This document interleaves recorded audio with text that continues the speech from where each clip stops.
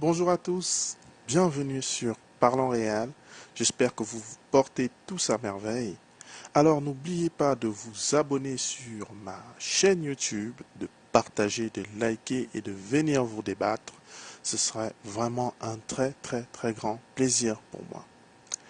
Alors aujourd'hui, petit débrief sur la demi-finale aller de Champions League qui opposait le Real de Madrid à l'Atlético de Madrid au Santiago Bernabéu. Alors, que dire de ce match? Eh bien, comme je l'ai dit sur mon post hier, juste parfait. On va commencer par les compositions, enfin la composition du Real. Et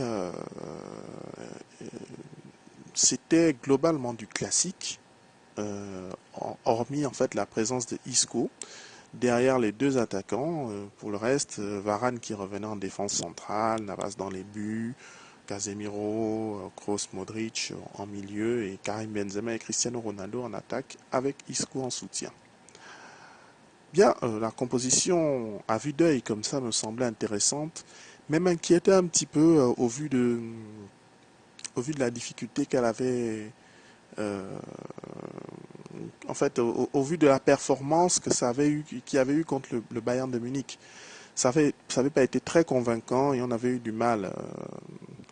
On avait eu du mal pendant un moment en fait. Mais bon, apparemment cette composition semble adaptée pour un adversaire tel que l'Atlético de Madrid.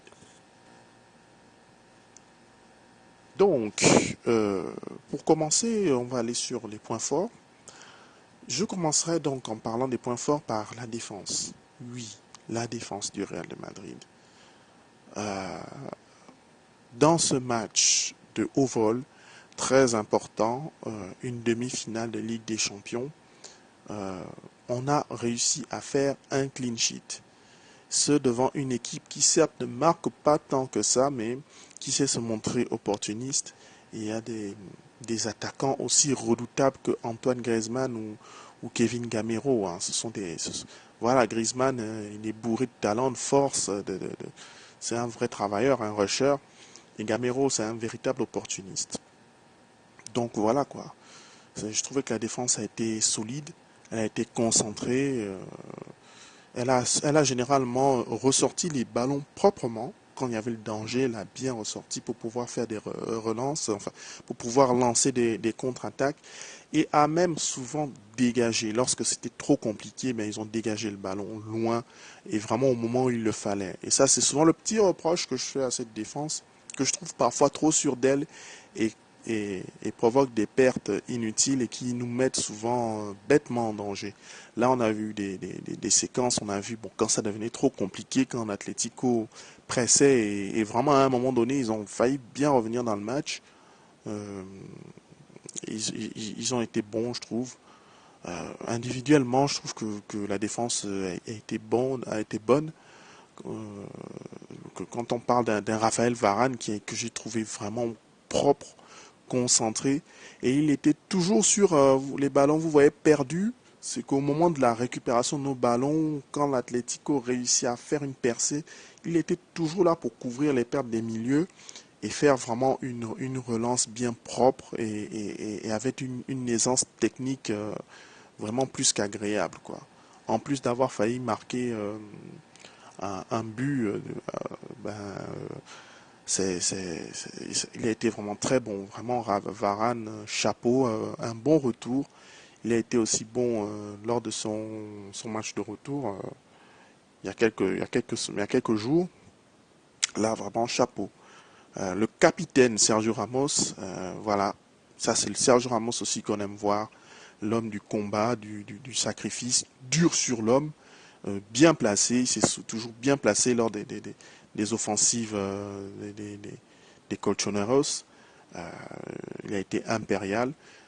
Il a bien défendu de la tête sur les corners, les ballons un petit peu compliqués à saisir. A toujours su intervenir pour empêcher le danger d'arriver. Globalement, il a été vraiment bon et il a été impérial, quoi. Et il montre en fait pourquoi aussi il est l'un des meilleurs défenseurs au monde. malgré ses, malgré ses pertes de contrôle, son manque de concentration, son aspect un peu colérique. Quand Sergio Ramos joue posé et concentré comme ça, il y a très peu qui lui arrive à la cheville. Donc voilà, Marcelo, Marcelo, on sait qu'il joue sur une autre planète, notamment depuis le match contre le Bayern. Il a été très bon toute la saison. Il a connu une petite baisse, mais je trouve que depuis le match contre le Bayern, Marcelo, vraiment, j'ai l'impression qu'il a encore progressé. Et ça, c'est incroyable, quoi. Quand on connaît le niveau qu'il avait, j'ai vraiment l'impression que Marcelo a encore progressé, est devenu meilleur, est devenu plus fort.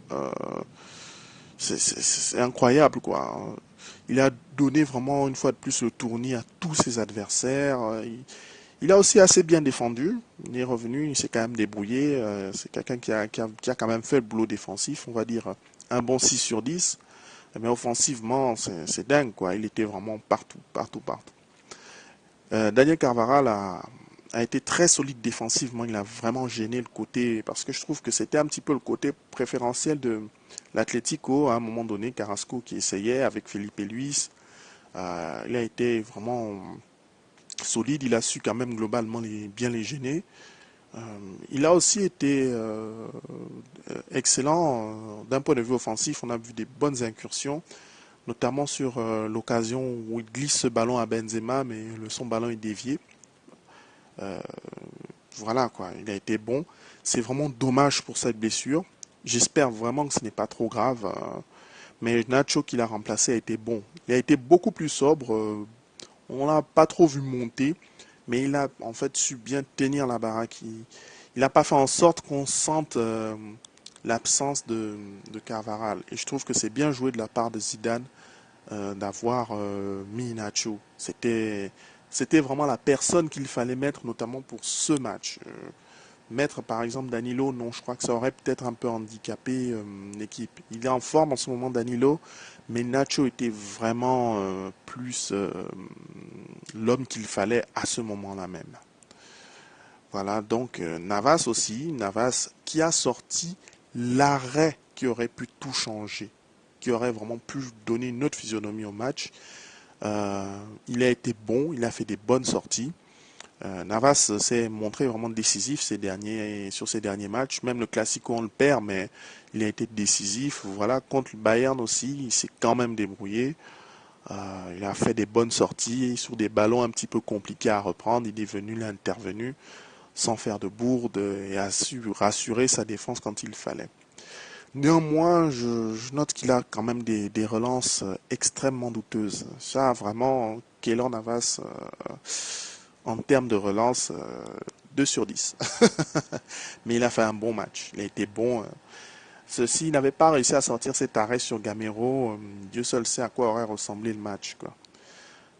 Parce qu'on était dans une phase où on dominait et voilà, l'Atlético a été certes plus que dominé, a été étouffé, mais ils ont montré qu'ils savaient, qu'ils ne lâchaient pas, qu'ils se battraient jusqu'au bout et ont eu des bonnes occasions qui auraient pu nous achever au moment où on s'y attendait le moins, quoi, comme on tardait à tuer le match. Voilà un petit peu pour la défense que donc j'ai trouvé solide, concentré et vraiment en symbiose avec son milieu de terrain. En parlant du milieu de terrain, pour moi, je pense que le milieu a été, a été pour moi a été l'élément principal de l'emprise du Real sur ce match. Parce que quand on regarde Anthony Kroos plein de maîtrise, à qui il était difficile d'arracher le ballon, qui se plaçait toujours au bon moment, au bon endroit lors des constructions des colchoneros pour les gêner ou pour intercepter, sans compter ses passes, ses transversales. Ce mec qui fait des transversales sans prendre d'élan, quoi. Paf, il pousse le ballon, ça va à l'autre côté, c'est magnifique. Il a vraiment été, il a bien managé le milieu du Real, bien temporisé, bien su faire les relances. Il a su quand il fallait repartir vers l'arrière pour mieux repartir de l'avant. Comment, quand il fallait accélérer le jeu avec des passes en profondeur fortes, des passes en cloche. Vraiment, bon, c'était vraiment du très bon Toni Kroos.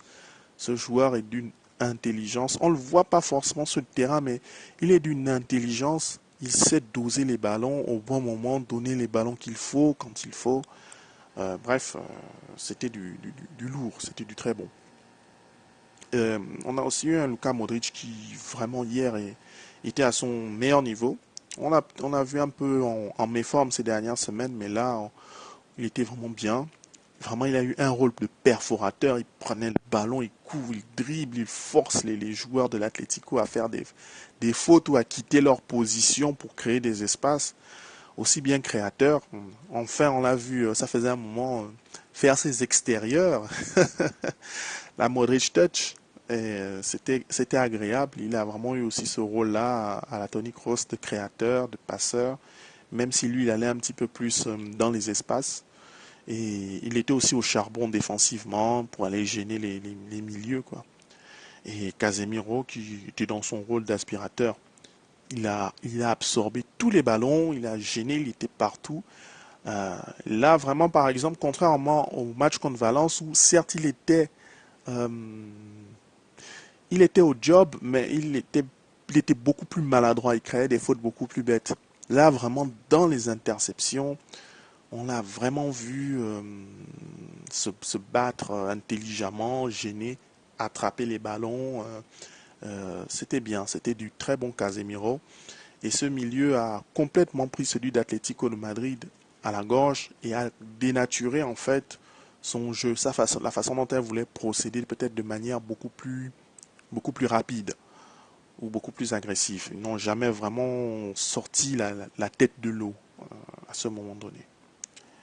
Concernant l'attaque qui a vraiment été pour moi très séduisante, avec un Isco génialissime qui a vraiment fait tournoyer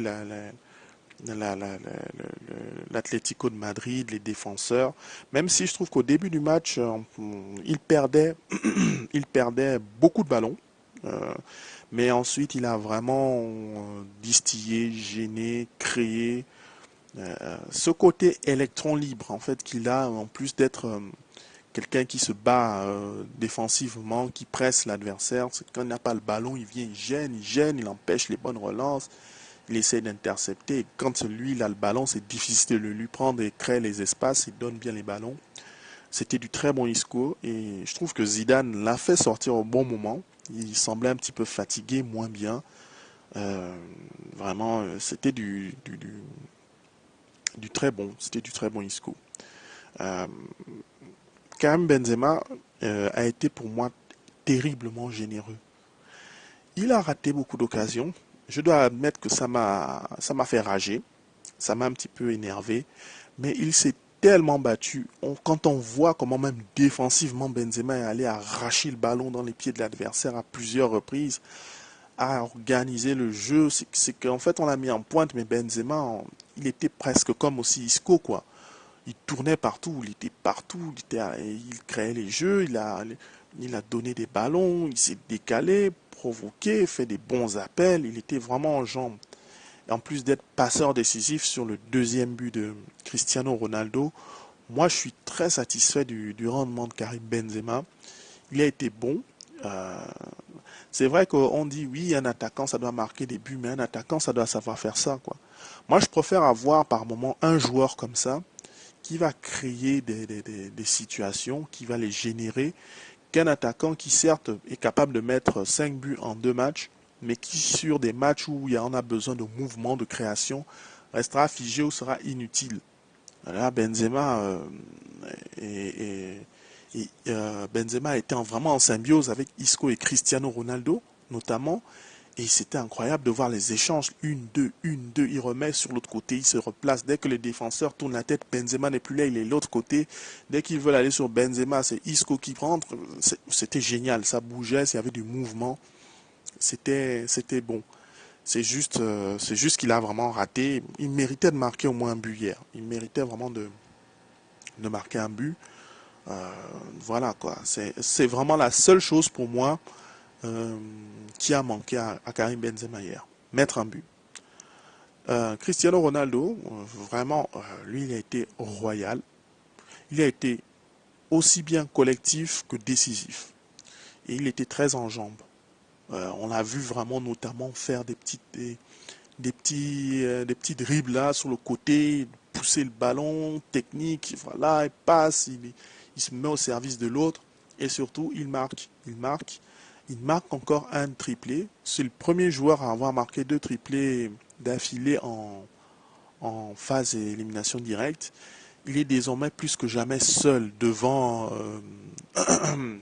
lors de en Champions League. Le voilà désormais à 103 buts. 103 buts.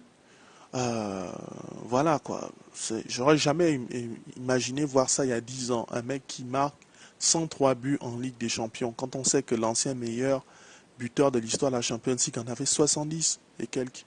C'est incroyable. C'est tout simplement monstrueux. Qu'on l'aime, qu'on ne l'aime pas, Cristiano Ronaldo est un monstre. Ce mec est génialissime. On, c'est pour ça qu'il est, il est l'un des meilleurs, voire le meilleur joueur du monde. C'est quelqu'un qui sait s'adapter à la situation et aux adversaires.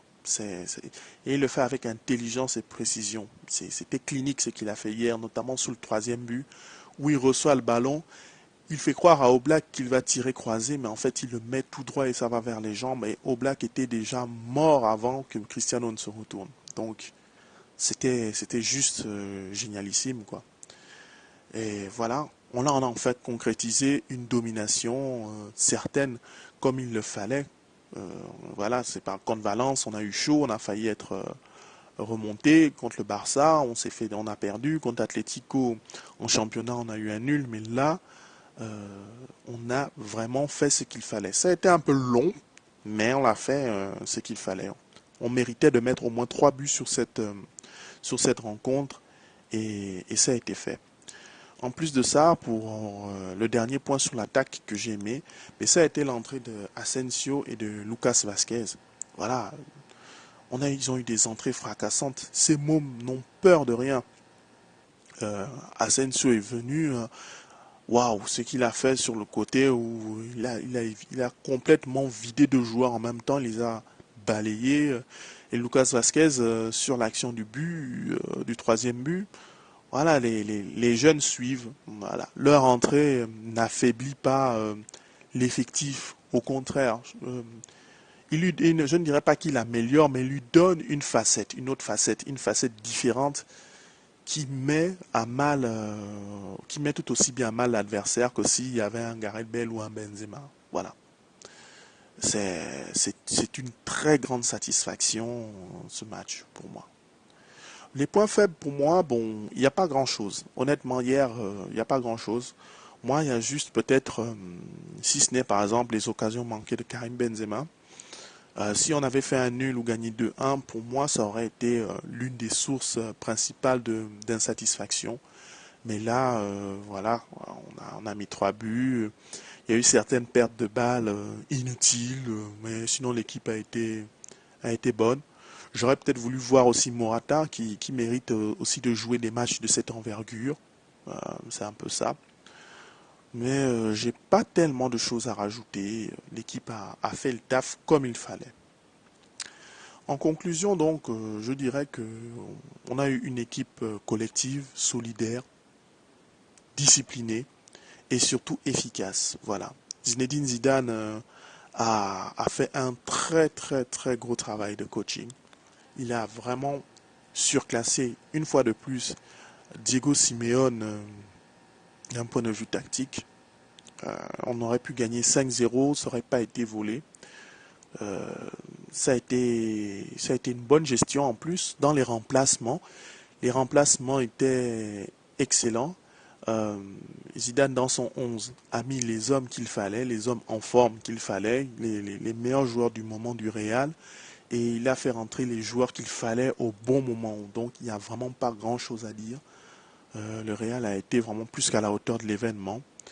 Et à mon avis, si l'on joue aussi bien les 6 derniers matchs qui nous restent, ça veut dire le match retour euh, en demi-finale de Ligue des Champions, la finale et les 4 derniers matchs de championnat, on peut vraiment espérer de grandes choses.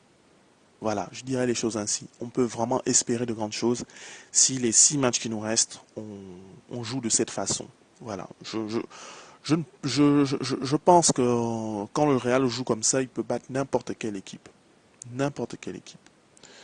On a déjà donc un pied et demi en finale et on a notre destin entre nos mains en Liga. Le Real de Madrid se doit de conserver ce genre de performance jusqu'au bout. Tenez bon les gars, on vous soutient. C'était un super match, un beau 3-0. Pour le retour, ne changez rien, continuez. Atlético aura à cœur de se battre, mais montrez-leur qui est le boss. Et on ira en finale défendre nos titres. Voilà, ce sera tout pour la vidéo. Sur ce, je vous souhaite une excellente journée. Vous dis un gros à la Madrid et vive le foot.